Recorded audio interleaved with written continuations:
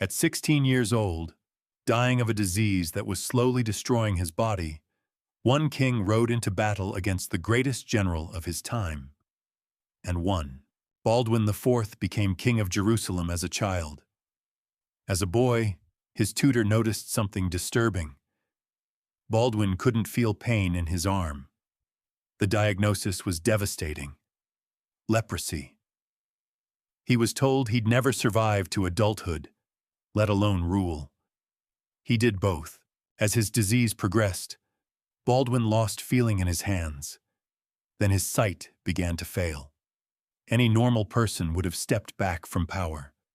Instead, in 1177, when the legendary Muslim general Saladin invaded his kingdom with an army far larger than his own, 16-year-old Baldwin strapped himself onto his horse because he could no longer grip the reins with his ravaged hands, and led his men into battle himself. At the Battle of Montgisard, his small force smashed Saladin's massive army. Saladin barely escaped with his life. Baldwin kept ruling for years afterward, his body deteriorating further with every passing season, losing his fingers, then his eyesight completely.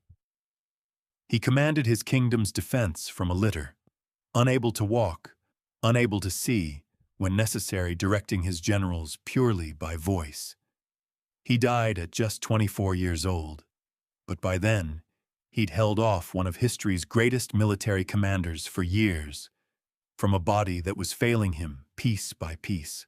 Historians still consider the Battle of Montgisard one of the most remarkable underdog victories of the medieval period, won by a teenage king who, medically, shouldn't have been able to hold a sword at all. If you've never heard of the Leper King, follow me. This is just the first of many stories history forgot to tell you.